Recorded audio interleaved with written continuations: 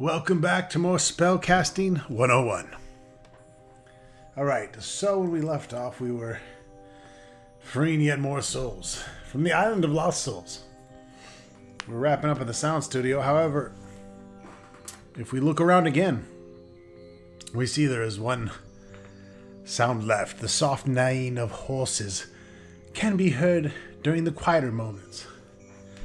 So I forgot to free Winnie, because that's what horses do. I think it was spelt like this.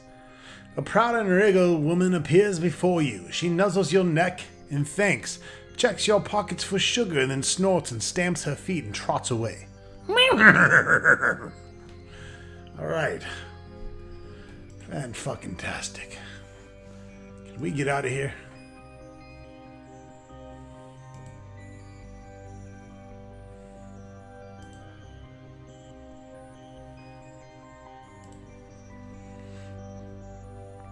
This drafty loft is being used as a menagerie of some type. Animals of every strip abound. The only exit is the stair down to the kitchen. One of the animals has its hair festively tied in a silky ribbon, also known as a bow. A duck is waddling back and forth across the menagerie. Its long, flat beak waves back and forth as it surveys the room. A duck has a bill. Bill's a very popular name. One of the animals has its hair festively tied in a silky ribbon. That could also be a bow. I already read that too. A baseball glove modified for canine use is lying here. A baseball glove modified for canine use. A dog. A glove dog. A young rabbit, a koala bear, and a male cat and a salamander. Okay. Young rabbit could be Bunny. Koala bear could be Teddy. A male cat could be Tomcat. A salamander could be Newt, like Newt Gingrich. That's another name for a salamander. A baseball glove modified for canine use. I can't fucking remember this.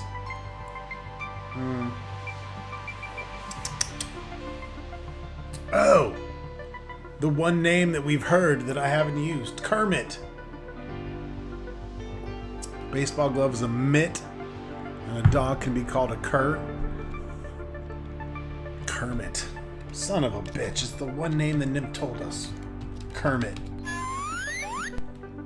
A voice floats across the attic. Now batting, center field, Kermit. Kermit steps forth from where the dog mitt has been a moment ago and shakes your hand with enthusiasm. You know, I've never been a lost soul before. Total novice. A raw rookie.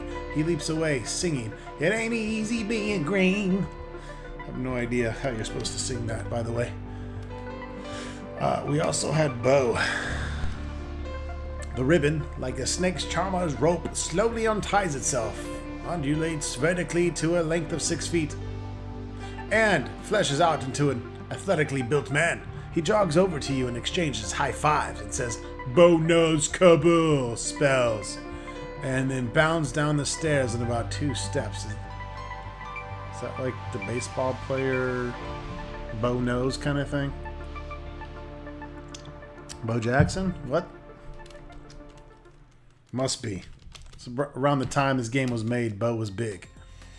Tomcat. The cat, which had been rubbing itself in circles around your legs. Well, that's better than rubbing himself in circles around himself.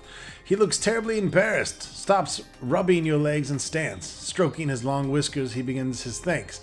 But then he spots a ball of yarn rolling down the stairs and excitedly dashes after it. Okay. We also had a koala bear, aka Teddy Bear. "Bully for you," bellows the now man-like teddy bear. "Speak softly and carry a big wand, I always say." Teddy gives your hand a manly squeeze, blows a trumpet, better the trumpet than you, and charges away. We also had a rabbit, aka Bunny. You do a double take at the wall and, well-endowed woman hopping towards you. Oh God, where's my picture? Where's my animation? toward you from where you last noticed the rabbit. Just no fun. Like I'm looking at a horse and a rhino and thinking about bouncing titties. It just... Nah. Give me some Leisure Suit Larry graphics or some shit. She wears a tight, silverized, fur-trimmed garment. I've never used silver as a adjective, actually. Well, wait a minute. Yes, I have. I'm just saying I've never used the word silverized. That leaves all her shapely legs and almost all her ample chest exposed. After serving you, she hops away, the little fluffy tail of her garment wiggling most appealingly. That reminds me, I never told this story to the Hordlings, but I went to the Playboy, what was it, restaurant or bar or whatever in Las Vegas when I was at a bachelor party, and that's what this reminds me of. They were all dressed as little bunnies. Yeah, that was a fun time. Anyways, back to the show. What else do we have to do here? The salamander, Newt. The Newt grows in size and takes on proportions of a compactly built man. He offers you a scaly hand and slithers away, hissing, "Restore one lost soul for the Gipper." Alright, what else? Anything else? A duck waddling back and forth. Oh yeah, Bill.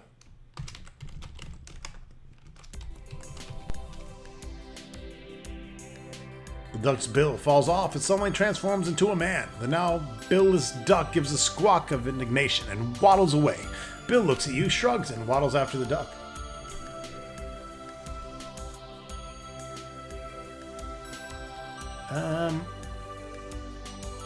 Yeah.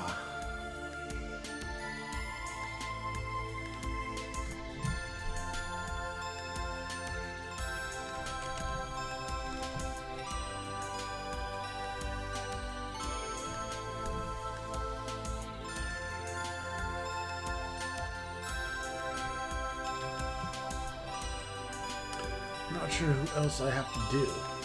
Oh! 80 cheering islanders carry you off their shoulders and read a proclamation which declares you Hero of the Year. Mayor Blaze presents you with the key to the island. Actually, he says, it's not the key to our island, but it is the biggest key we have.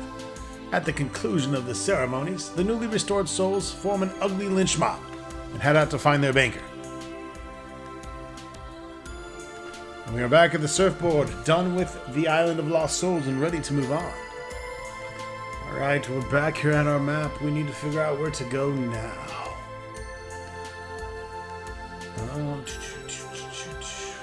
We need to go to the island where time turns backwards. So it looks like 4. This is an island that's shaped like an hourglass. 4 pig. 4 pig it is. So we need to turn left dial to 4. Turn right dial to pig.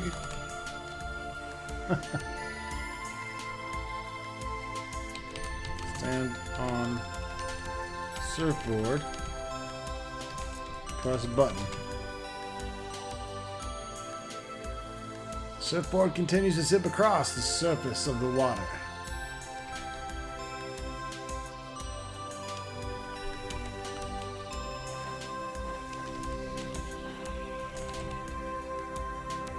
We're approaching land. It is. Chapter 4, the island where time runs backwards. One of the major problems encountered in time travel is not that of accidentally becoming your own father or mother. There's no problem involved in becoming your own father or mother that a broad-minded and well-adjusted family can't cope with. Douglas Adams, The Restaurant at the End of the Universe. Douglas Adams is, of course, the author that wrote The Hitchhiker's Guide. Which, of course, if you haven't read that, you need to fucking do so. Alright, we've come to a stop at the edge of the woods. The woods meet the shore on the island here. A waterfall thunders in the distance. A path enters the woods to the north. Your score has gone up by 20 points.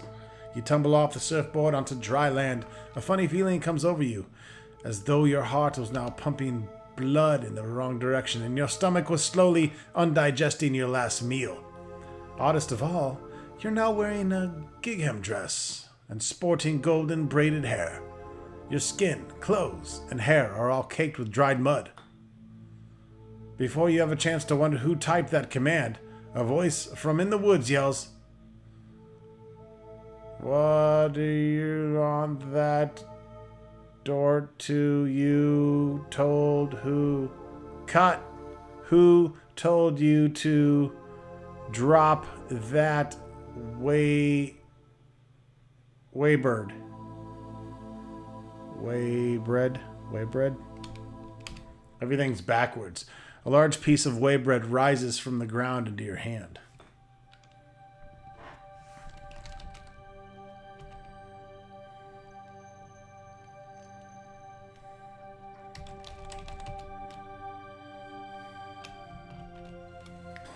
Alright, so on the edge of the woods here. Examine waybread. With a hideous shriek, like the sound of your mother tearing up your favorite flannel shirts to make rags, the fabric of time itself is torn asunder. As you might expect, you cease to exist. 316 out of 1,000.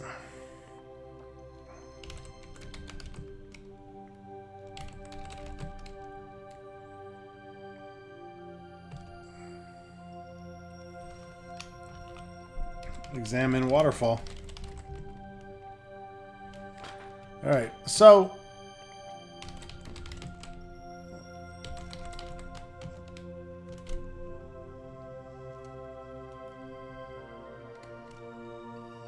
large waybread.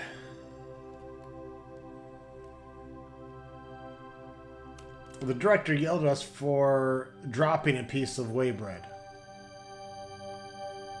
And then a large piece of waybread rised into our hand.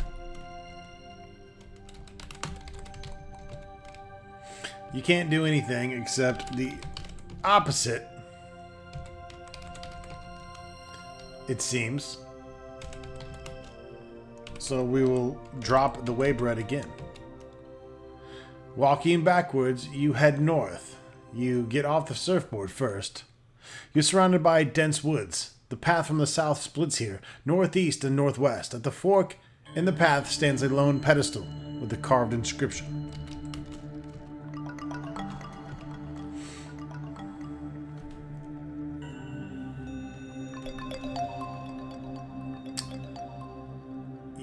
You walking backwards, you head north. Okay. So then we need to go south. Walking backwards, you head northeast. You are in a garden of flowers and soft grasses to the east of a charming little cottage. There's no entrance on the side, just a window on the second floor.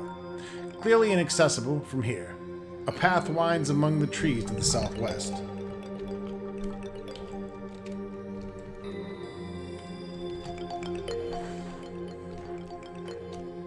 You're in a garden of flowers. Smell flowers.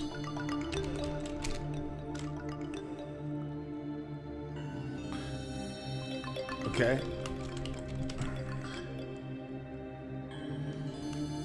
Get flower. The fuck?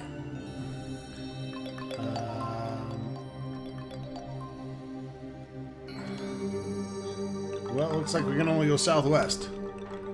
You feel bruised and your breath feels as though it's been knocked out of you. Also, the dried mud has become damp mud. You fly off the ground, sailing in an arc that takes you through the window on the second floor. Second floor of the cottage. The second floor of the cottage is a single room with 3 mud baths. One small, one medium, and one quite large. The window looks out onto the flowered lawn and a stair leads down. You see Papa Mud Devil, and Mama Mud Devil, a baby Mud Devil, a small mud bath, a medium-sized mud bath, and a large mud bath. Your seemingly incredible leap has left you sitting in an amply taloned paw of mad-looking baby mud devils.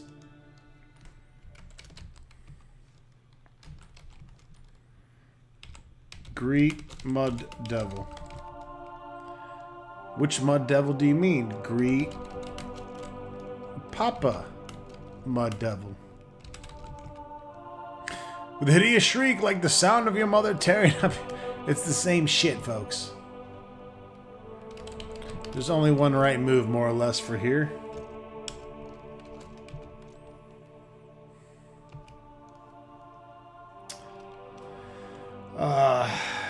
So we came back. Remember, everything is happening in reverse. So we kind of want to reverse what is being described to us. We came reversed through the window, so we need to jump back out the window.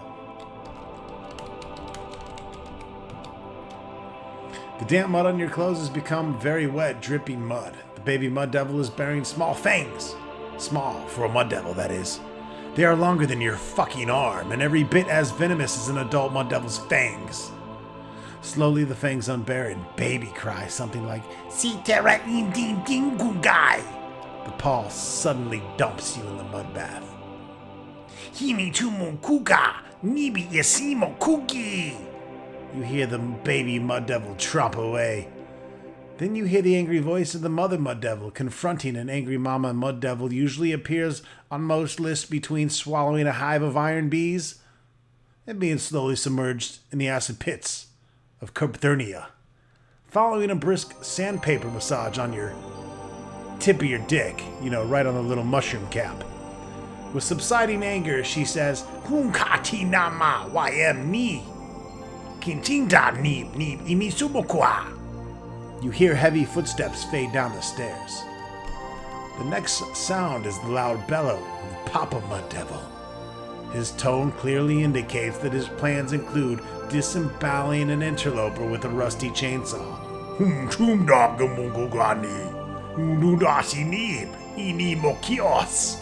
The Papa's anger seemed to lessen a tad toward the end, and you hear him stomp off and time passes. And if you're still fucking alive, save your game. You hear a sound like relatively small mud devil claws gouging into wood. A high voice whines, "Pimpuni pola titi tina sadina. Derabiwa kimabo tutata ni hidasimokola." A medium pitched voice, accompanied by a snorting sound like a bull preparing to charge, says,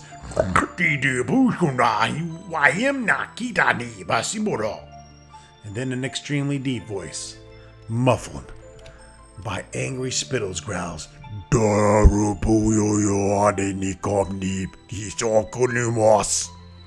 Time passes.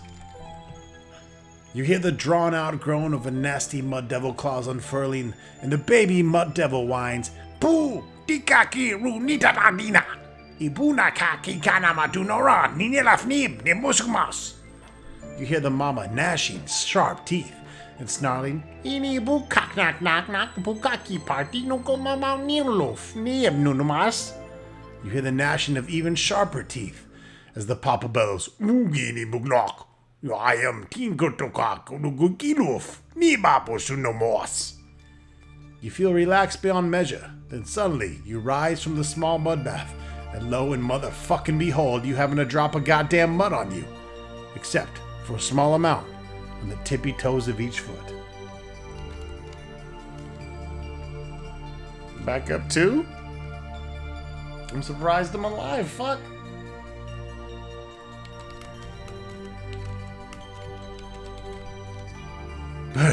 You stick your toe in, but the medium-sized mud bath is much too cold. There's now a bit of mud on the toes of only 1 foot.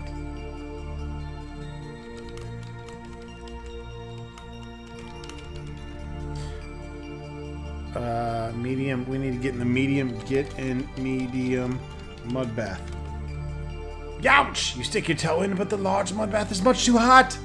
There's no longer any mud on any of your toes. Let's get in the large mud bath then. You walk backwards down the stairs. This is the first floor of the cottage, an open area combining living, dining, and cooking activities. A sturdy stair can be climbed to the second floor, and a door leads outside to the west. The walls are marred by deep gouges. You can see 3 pieces of whey bread here. So we're going back little by little. 3 concubines, 1 large, 1 medium-sized, and 1 rather petite, are lounging about, enjoying an absence of mud devils. You see a chess set here. Okay.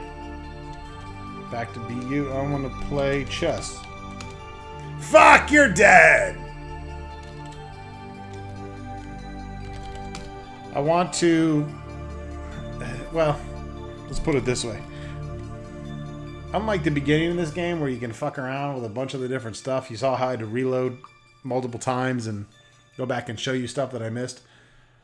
On the last island and this island, there's really not much you can do except, you know, reveal the 80 souls correctly and then here reverse everything that's being done. So there's not a lot of exploration in these particular parts.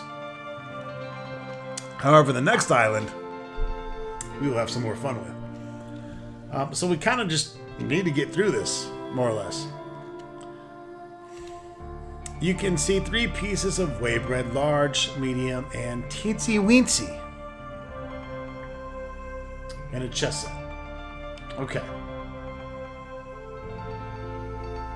First of all, we can go upward. The heavy whey bread sits in your tummy, making you very tense. Too bad there aren't any relaxing mud baths around here. You regurgitate a lump of well-chewed whey bread into your mouth. You masticate it for a while, considering your sauce, it tastes rather yummy. Eventually, the cutter forms itself into a small piece of whey bread, which you remove from your mouth, taking the small piece of whey bread first. So then we need to eat the small whey bread. You spit up a bit of chewed dough, which forms into a bit of oversoft whey bread. Your teeth part and a small bit joins into a medium-sized piece of whey bread. So now we need to chew medium size. Or eat. Let's see. You gotta also know how to fucking spell, folks. That's right. No auto spell back in the day. You didn't have your little goddamn smartphone. Bitch, you didn't have Google even to teach you how to spell. Look, I'm sitting here talking shit and I got medium wheat bread. Anyways, you had to learn how to fucking spell on your own. Oh man. In my defense, I'm on like my 7th cup of fucking vodka. Okay, so chew doesn't work. Eat medium whey bread. You spit up a bit of chewed dough, which forms into a bit of over hard whey bread. Your teeth part and a small bit joins into a large piece. Now we have to eat the large piece. You notice the growls of hunger that unusually follow an extended physical effort. Feeling increasingly sweaty and out of breath, you roll over onto the small concubine. Yes! Though flaccid, you slip into her with surprising ease. That's probably not a good thing. You don't feel particularly aroused, but you quickly harden, and then you are suddenly overcome by a strange orgasm. It fades into the familiar devilish feeling of impending release, after which you find yourself thrusting rhythmically. Well, this is getting pornographic, but where's my naked demon titties? Each thrust is shallower, more controlled, and the concubine produces ever less passionate moans of pleasure. This is as raunchy as the game hoarder's ever gotten in a video game. Suddenly you roll to your knees and then to your feet. The small concubine kisses and licks your neck and chesticle.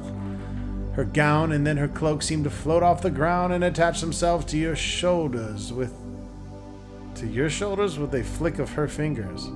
Why the fuck am I wearing them? You kiss several times with decreasing excitement, and then the small concubine flows out of your arms. She stands before you looking desirable.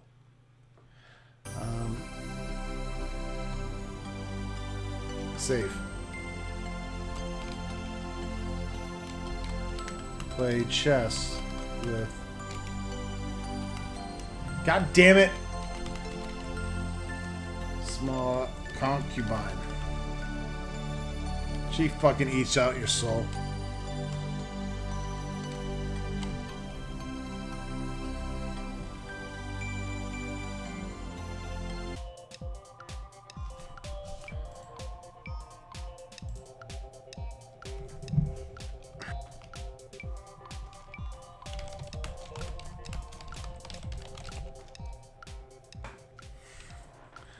The medium-sized concubine is just too wild for you. You stagger forward feeling totally disheveled. Seemingly, you pull the medium-sized concubine towards you using nothing more than the palms of your hands. Suddenly, she is upon you like an animal, pawing at your clothes, biting and clawing, moaning, kissing. The medium-sized concubine leaps back from your arms and stands nearby seductively licking her lips. Gotta bang these bitches. The large concubine is just too frigid for you. You step up to the large concubine. Her immediately wraps her arms around you, kissing her, caressing her. She seems completely willing, but also completely unresponsive and uninterested. You slowly release the large concubine and take a step or two back. Shouldn't that be TWO? I don't know. She looks at you with the dull, lidded eyes. So you can say have sex with, fuck, screw.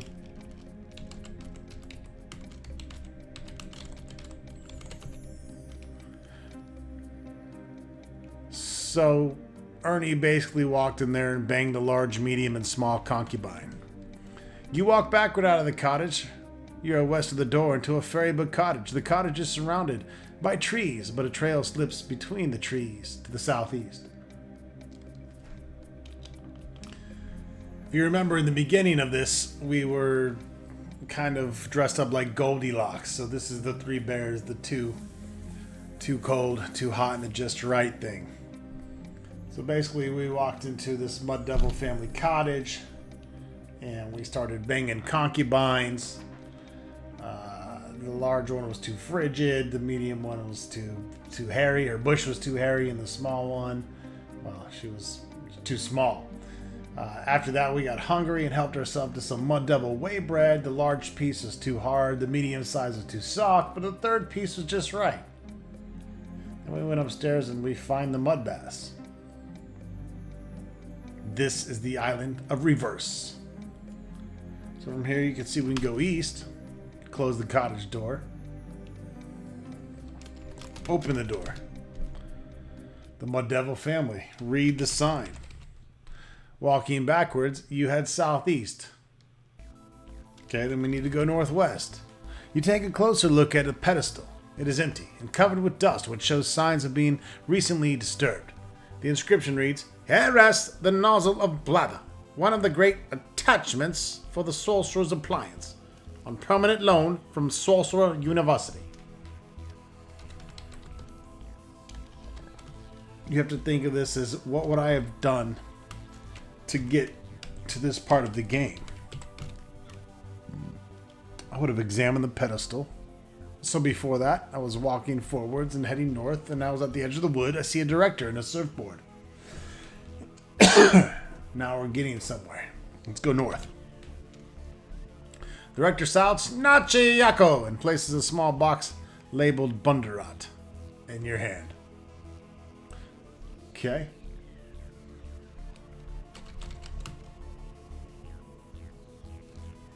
Let's give it right back to him.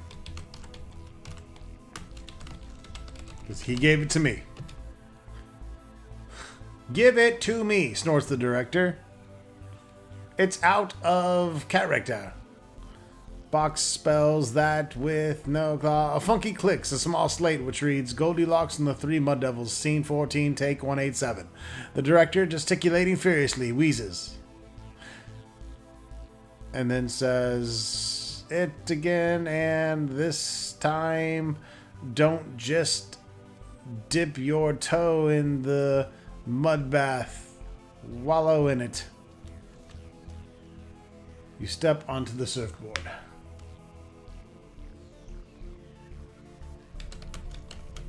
So get off the surfboard. Immediately, the funny feeling you've had passes. Your heart and stomach seem to be behaving normally again. And we've survived that ordeal.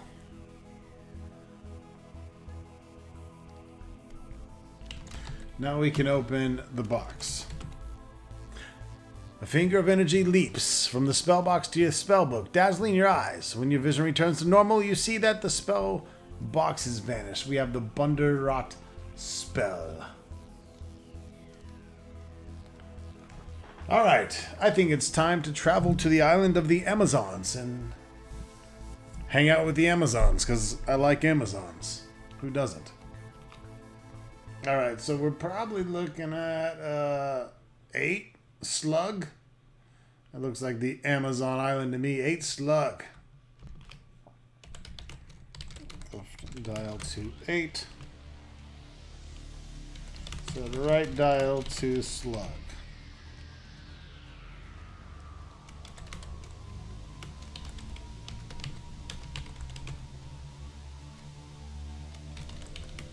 And off we go.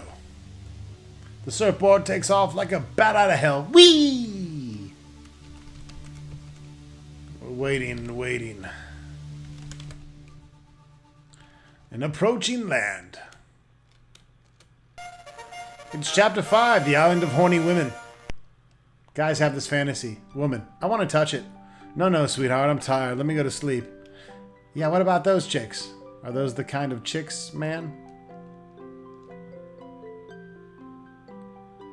I'm okay with you touching it. I don't even have to be awake. You can just touch it when I'm sleeping. It's fine with me. We're at the boatyard on the surfboard. This harborside facility is a windswept dock running southwest. A number of galleys are docked in the boatyard. And that wraps it up for this episode, folks. Stay tuned for more Spellcasting 101.